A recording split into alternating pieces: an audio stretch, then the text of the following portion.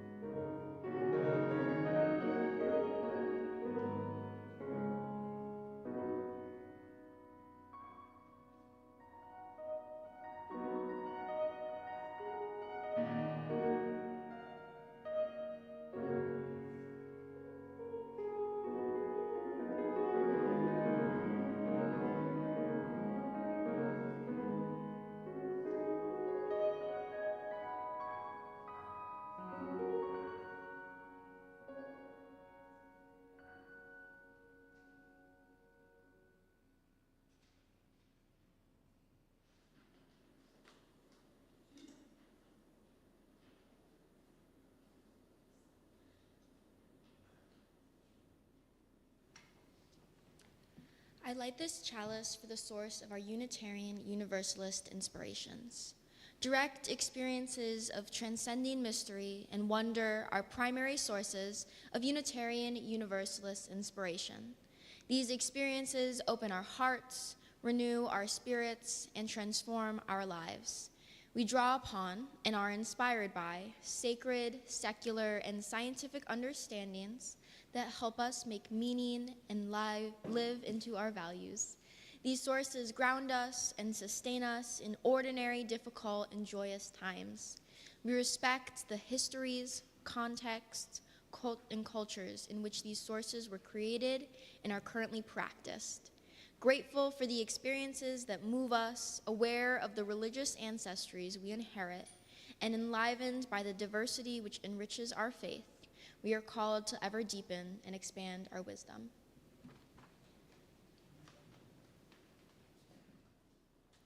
Good morning. Welcome to this place of love, this place of communal flourishing. We gather each week to open our hearts, to expand our minds, and to see the sacred within each other. Come, let us worship together.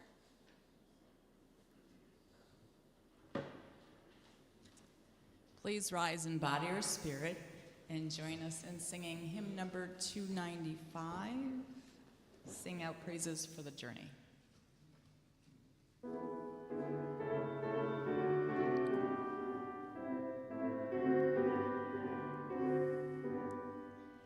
Sing out praises for the journey, pilgrims we who carry on. Searches in the souls the deep peace, with our forbearance in their time. We seek out the Spirit's wholeness in the endless human quest. Look inside your souls, the kindling of the heart, heart burns new. Find the Spirit always restless, find it in each mind and heart. Touch and hold the ancient yearning, kindling for a newfound truth. Stand we now upon the threshold, facing futures yet unknown. Heart behind us, wayside hostel, built by those who knew wild roads. Guard where'er the sacred embers carried in our minds and hearts.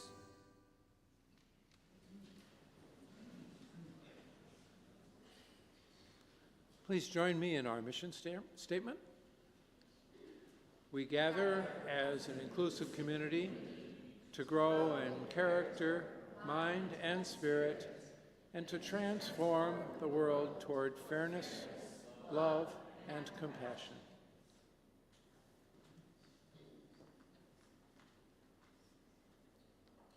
Our vision of beloved community is rooted in the relationships that we have with one another, our world, and creation. Each week, we offer the opportunity for joys and concerns to be shared aloud here from the pulpit. Today's flowers were given by Cindy and Bob Wunderlich. Today is Star Wars Day. May the 4th be with you as you make good trouble. Yes, indeed. And it is a time for good trouble.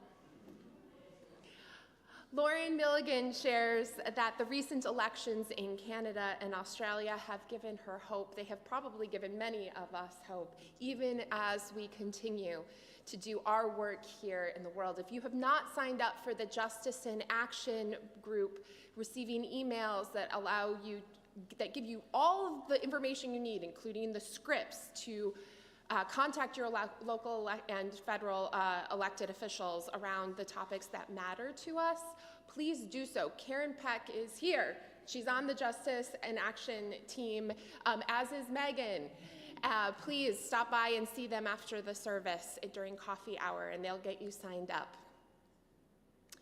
Whether your concerns or your joys are shared here aloud or held in your hearts, please know that we are a community that cares for one another.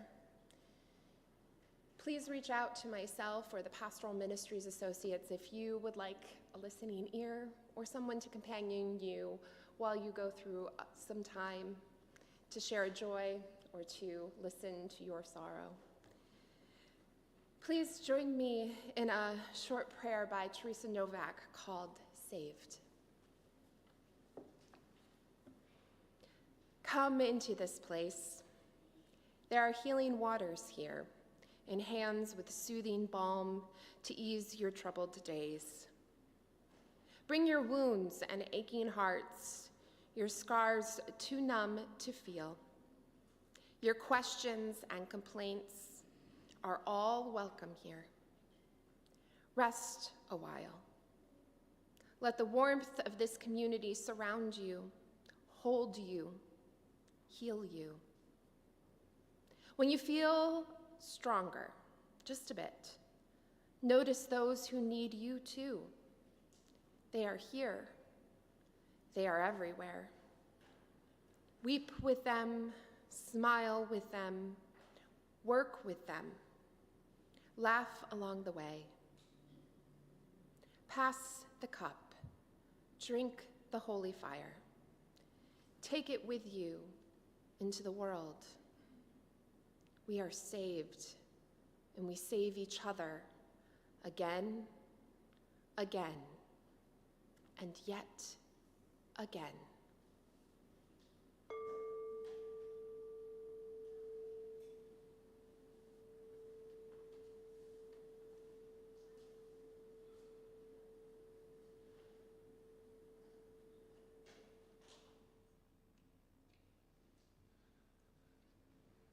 It is time to gather, and I'd like to invite all the young people and young at heart to come join me up here up front.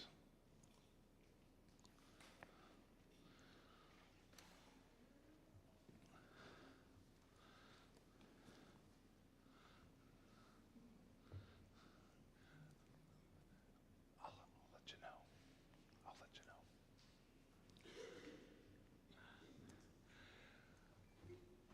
If you remember, this is Jensen L. Jetpig, and their last name helps us to remember our values. Do you remember what our values are? Each letter is a value. So J, yeah, justice. E, equity. T,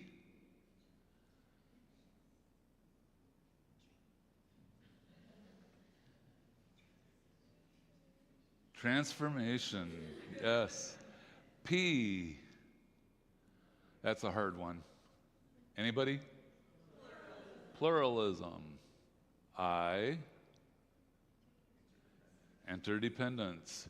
And G, generosity. Very good. So I have a story today about where these values come from, what inspired these values. And I'm going to have Annika help me hold Jensen. So, yep, just like that. So it was an early morning in Harmony Hollow. The sky blushed pink like strawberry ice cream, and the first birds tuned up their songs. Jensen bounced out of the barn, triggered their jetpack, and thud, landed nose first in the clover. Uh-oh, Jensen groaned. My jetpack is on empty. No fuel, no flight. The gauge on their chest, a big heart marked love, sat dark and still.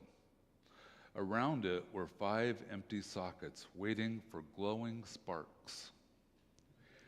Well, Jensen remembered what the Unitarian Universalists in town had told them. Look for the inspirations named in Article 2 of our bylaws.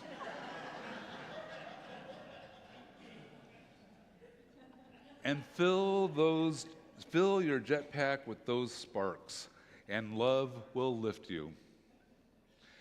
Jensen set off, hooves wobbling with both worry and excitement.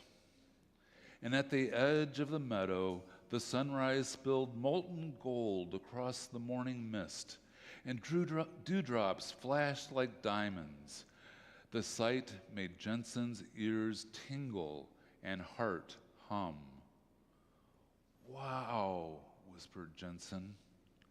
"The world is bigger and mysteriouser than I can ever know." And out of the light zipped a gold spark. Zzz,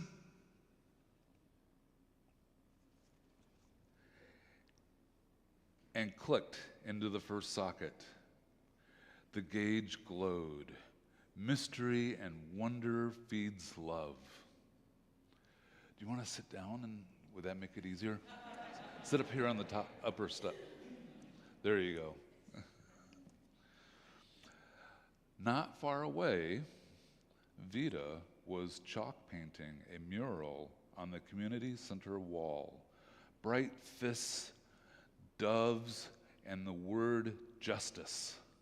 And she recited Dr. King's I Have a Dream speech with fierce musical rhythm.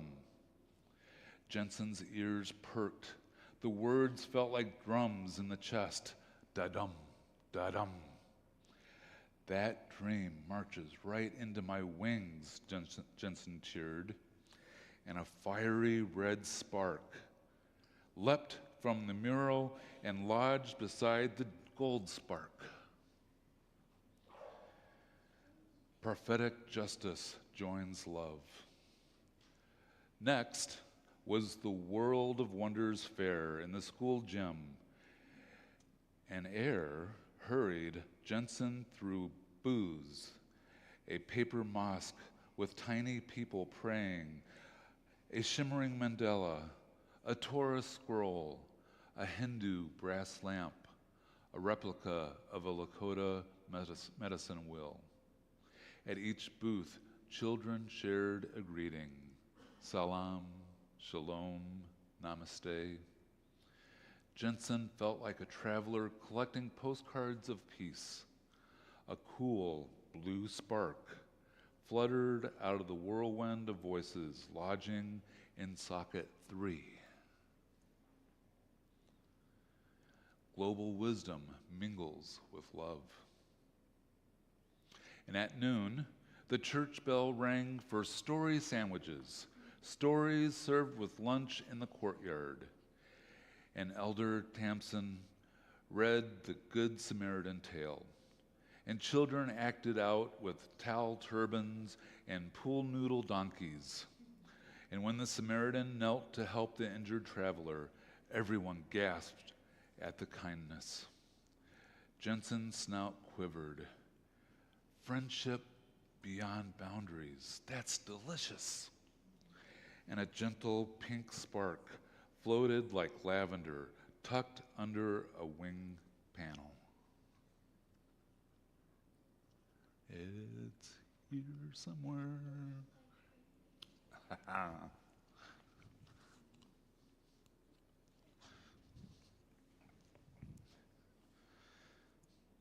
Ancient stories about compassion flavors love. And then Ash tugged Jensen to the library basement, now a pop-up lab. Beakers bubbled purple, magnets made iron filings dance. Sophia held up 2 prisms. Watch as I split the light, and a rainbow sprayed across the ceiling. Science is a rainbow magic that you can explain, said Sophia. And a crackling silver spark, part electricity, part rainbow, zipped into place. Science and curiosity sharpens love. The day was almost done. Jensen's hooves hurt, but all 5 sparks now circled the heart. Gold, red, blue, pink, silver. The gauge was blinked full. And the heart burst into ruby light. Whoosh! Jet-packed thrusters ignited, and Jensen soared above Harmony Hollow, leaving a shimmering rainbow contrail that spelled out the 6 big values: justice, equity, transformation, pluralism, interdependence, and generosity. And kids pointed upward. Adults laughed and wiped happy tears. Even the town cats looked up, whiskers twitching. Jensen looped and called out, "Your sparks fuel me. Let's keep inspiring each other so love never runs dry." And high above, the stars twinkled approvingly, as if to say, "Yes, little pig, keep flying." And in the hush that follows a perfect day, every heart in Harmony Hollow felt a tiny glowing spark of its own. So which spark is your favorite spark? Ash? The curiosity one. So science, the silver one. Which jet pig value matches the spark you feel strongest about? Is there a value that you feel really strong about? Maybe justice, equity. They're all good, aren't they? All the sparks. All the sparks are good. All right. Thank you, Annika. Let's sing to the children.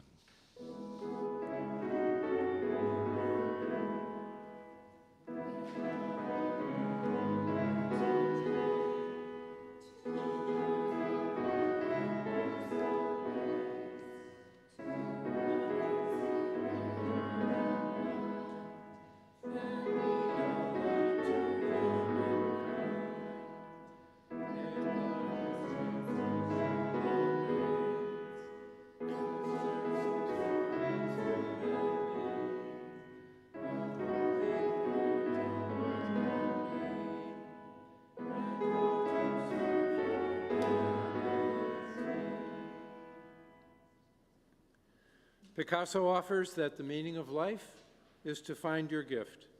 The purpose of life is to give it away. Giving of our treasure is how we reciprocate the many gifts we are given by this community. Even in an uncertain world, we have so much to be grateful for: life itself, our planet, love, and each other. Giving is also how we live our values. Each month, we share our offerings with an organization that gives life to these values and makes a difference in the world. The recipient of our May collection is the Unitarian Universalist Advocacy of Illinois. UUANI builds power among UU congregations in Illinois to accountably advocate for our UU values at the state, city, local, and township levels. As we pass our offering plate, know that it is a vessel that connects us to each other through our gratitude and generosity. So give freely your thankfulness and abundance, that our values can forever take hold in the world.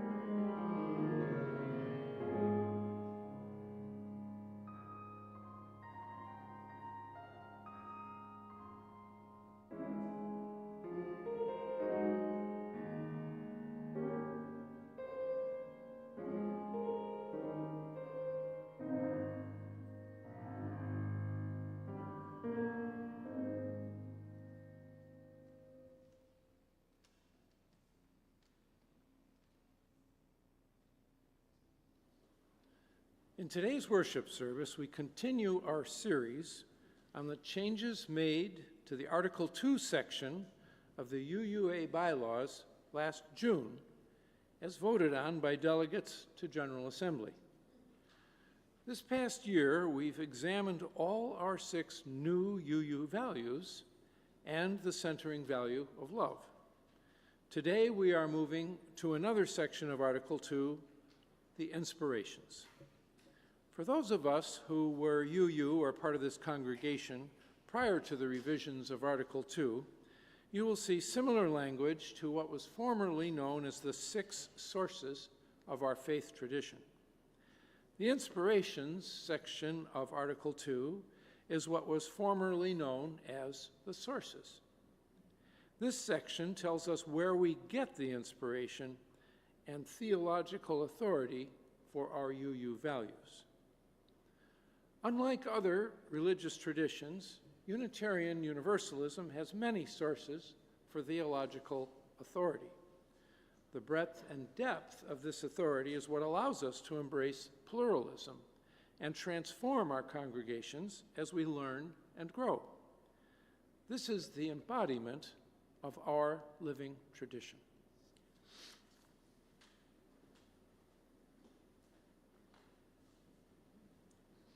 Please rise again in body or spirit and join us in singing hymn number 145, A Tranquil Streams.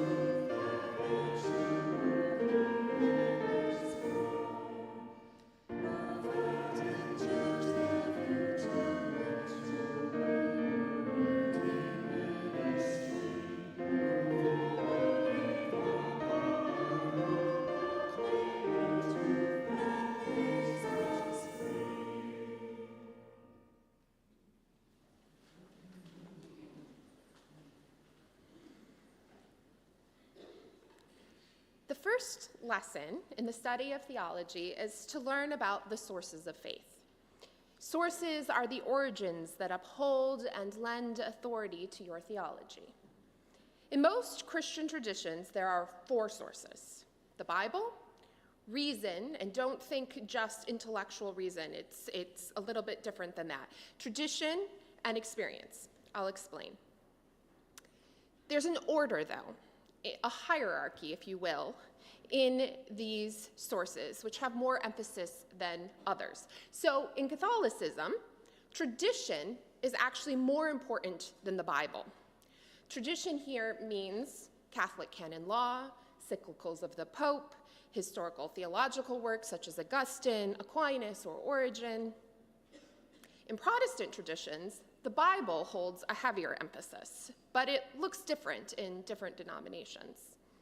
For some Protestant traditions, the Bible's interpretation is determined specifically by tradition. So think Episcopal, Presbyterian, Methodist.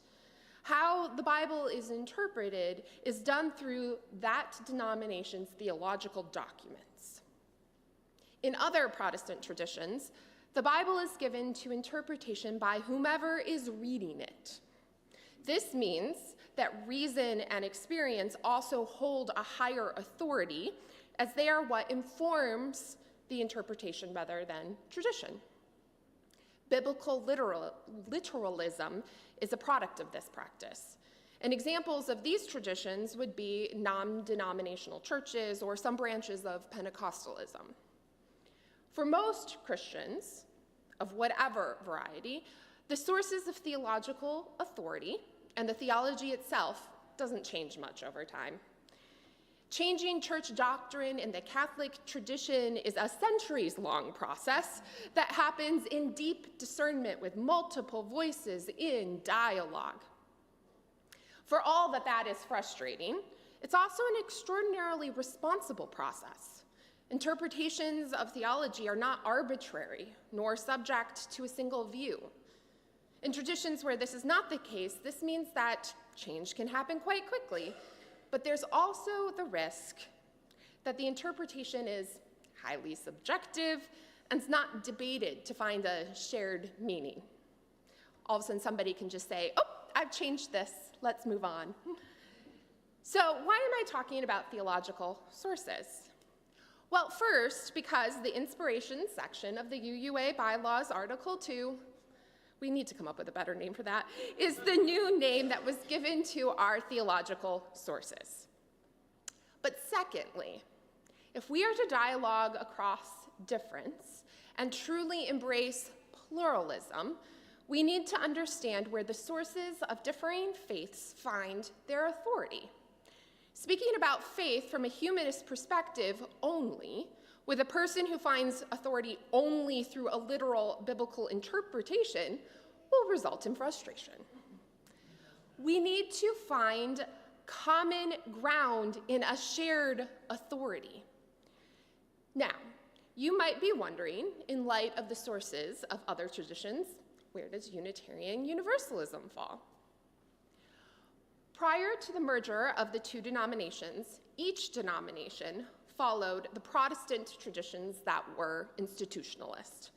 That is, the Bible, reason, tradition, and experience were our sources. In Unitarianism, the Bible was interpreted through both reason and traditional theological teachings of the church, but the Bible itself was given far less emphasis than reason. Remember that Unitarianism was highly influenced by the Enlightenment and by transcendentalists. In the same way that biblical literalists emerged when personal interpretation of the Bible held the highest authority, humanist and scientific sources have sometimes held the highest authority in Unitarianism, resulting in a different kind of literalism that's sometimes been fundamental in its nature. In Universalism, our other denomination, the Bible was also interpreted through denominational theological perspective. But the Bible was given more emphasis than in Unitarianism. In contrast, experience was more highly valued than reason. And this can be seen in the influence that spiritualism had on that tradition post-Civil War. Universalism was always much more open to other authorities in regards to the sacred than Unitarianism was. So during the merger, the two denominations found the concept of the living tradition. It states that while we value tradition, we also recognize the change that comes with experience and new understanding. One reason for the concept of living tradition and its influence on our sources is that both traditions, Unitarianism and Universalism, had a lived legacy of the sources of reason and experience as they applied to biblical interpretation, making significant impacts on the religious landscape of America. In Unitarianism, an example of this is William Ellery Channing's Baltimore Sermon. It was a sermon that turned the religious world upside down by rejecting the Christian Trinity and claiming Jesus as human. This was reason applied to the Bible.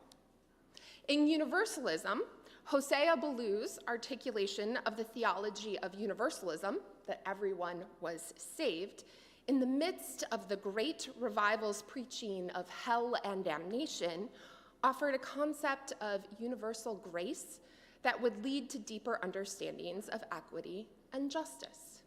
This was experience applied to the Bible. They were living traditions. And that influenced who we became when the two denominations emerged.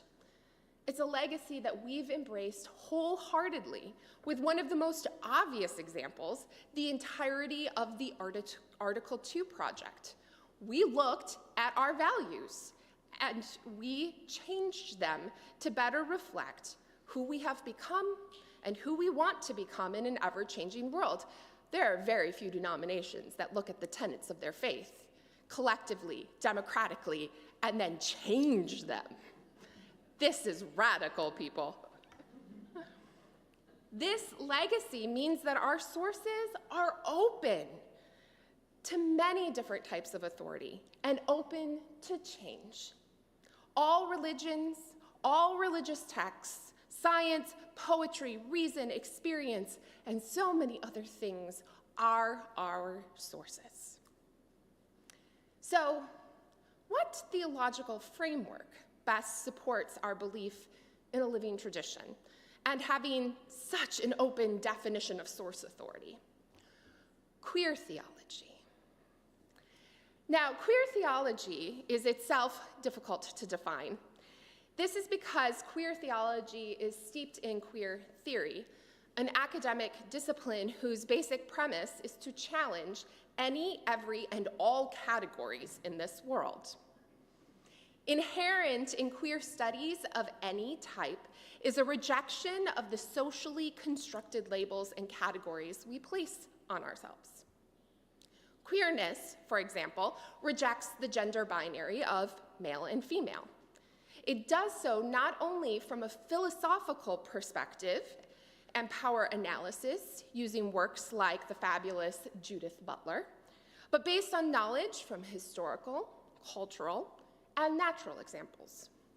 For instance, in biological studies on gender, we can look at sunfish.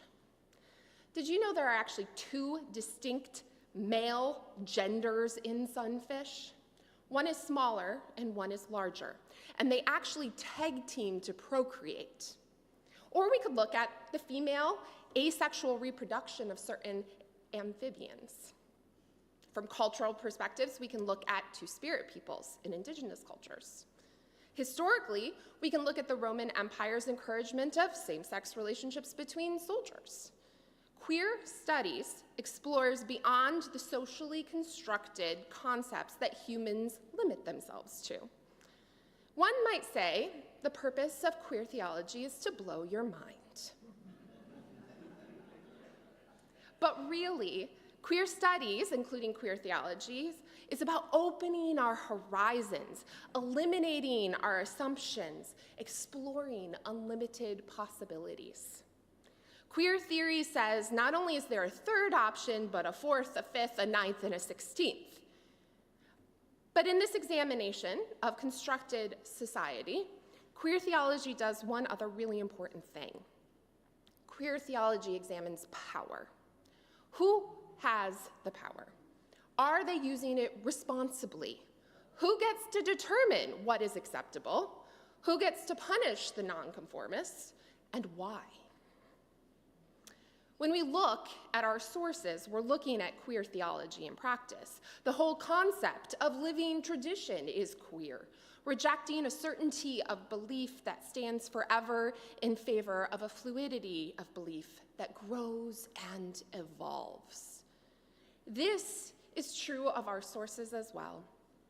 Our sources encourage a responsible search for truth and meaning, not limiting the authority, but rather finding beauty in the diversity of authority. That is, no one source is given preference over another. This is one of the most profound differences between us and other religions, and it's something worth honoring and protecting. Now, you might think that queer theology and the openness of our tradition could lead to a moral relativism. One might interpret the freedom of our sources or belief, the freedom to change, to mean that anything goes. It could even be interpreted to mean that the individual is more important than the communal. But that's not true. In queer theology, in the openness of our sources, and in our own living tradition, there's a deep responsibility to each other. We see this when we look at our sources of inspiration.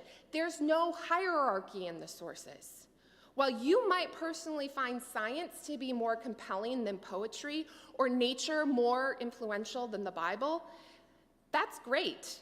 But we collectively value pluralism and all people's flourishing, which means that all of those authorities are equally valued. It is the communal that takes priority over the individual. And it is the sacredness we see within each other that holds more value than even our sources themselves. We are responsible to one another.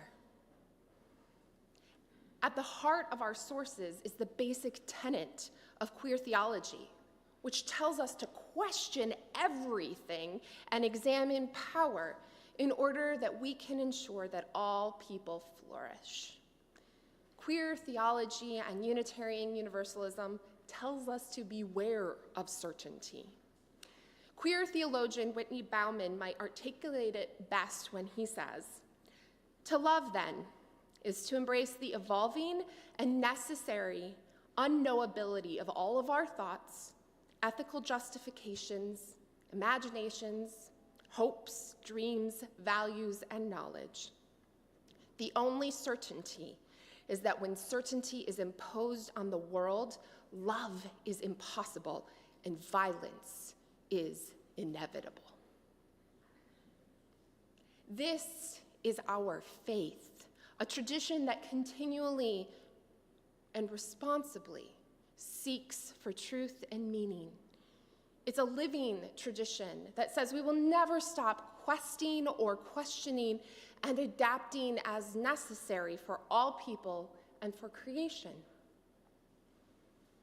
Now, before you leave thinking, well, that was enlightening, but not sure how this helps me in the face of rising authoritarianism, let me suggest the following.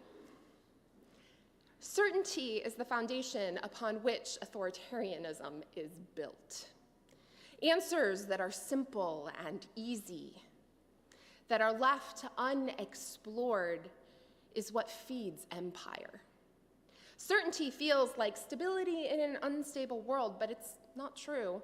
Certainty might be easy, but it's unfulfilling and denies the basic tenets of both life itself and our flourishing, that of change. If we want to counter authoritarianism, we must question everything, often deeply and profoundly. We must push outside of the boxes and social constructs and consider new possibilities. We must break through the narratives, question it all, and then use those same tenets to create the new world we wish to see. We Unitarian Universalists are made for this work. It's inherent in our DNA. It's written into our denomination's bylaws.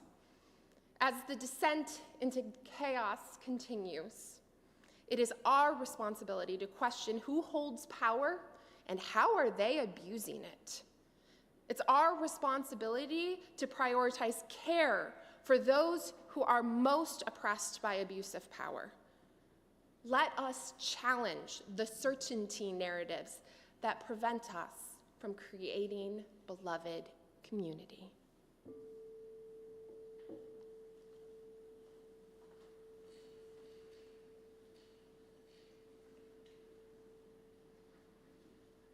Please rise once again in body or spirit and join us in singing hymn number 126, Come Thou Fount of Every Blessing. Come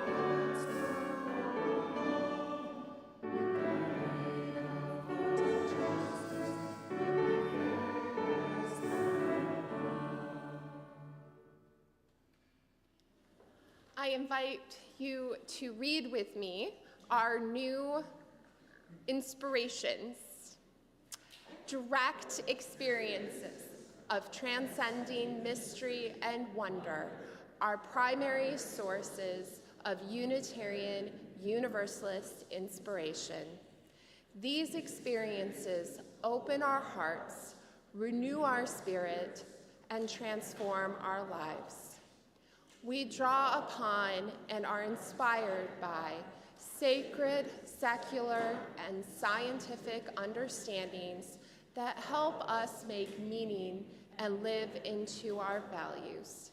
These sources ground us and sustain us in ordinary, difficult, and joyous times. We respect the histories, contexts, and cultures in which these sources were created and are currently practiced.